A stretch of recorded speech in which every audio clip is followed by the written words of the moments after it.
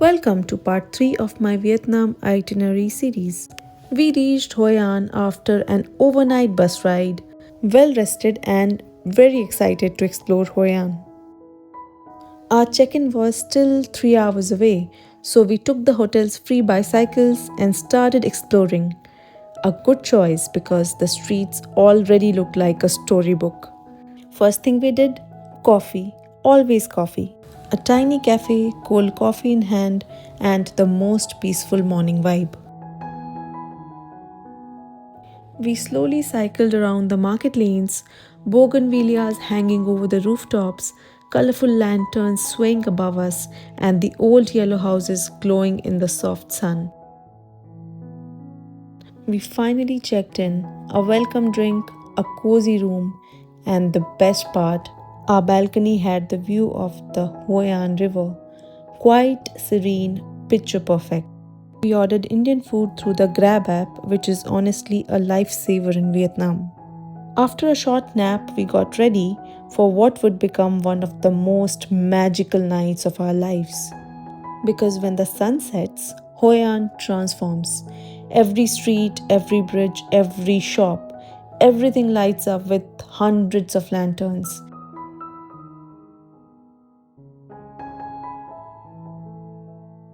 The entire town starts glowing up like a fairy tale coming alive. We walked along the riverside and it almost didn't feel real. The colors, the reflections, the buzz, the smell of street food, it's the kind of night you remember forever. We took a boat ride on the Huai River, drifting through the warm golden lights. I bought one of those little floating lanterns to make a wish. They're meant to bring good luck. I made my wish, placed it gently on the water, and the lantern sank immediately. So I guess my wish was a little too heavy for it.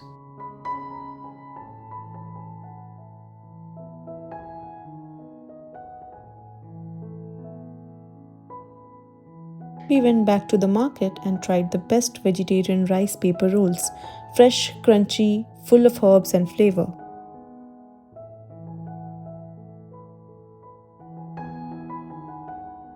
We bought a bunch of lanterns for friends and family because honestly, how can you not?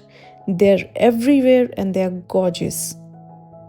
We roamed around for one more hour, getting lost in the lights, the color, the music. Hoi An may be one of the few places in the world which looks breathtaking even when there are so many people around. And that's how we ended day one in Hoi An, tired but in absolute awe.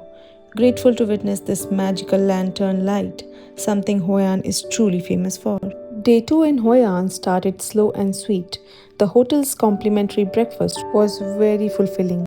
After getting ready, we took our bicycles again, the best way to explore Hoi An, and set off for one last round through the market streets. We wandered around the streets for a while, did some clothes shopping. Hoi An is known for its boutique stores and tailor-made clothes. Then we tried the famous banhmi, Vietnam's iconic sandwich. I had my favorite salt coffee again, and with that, we headed back to our hotel for checkout. We booked a grab to the last stop of our Vietnam journey.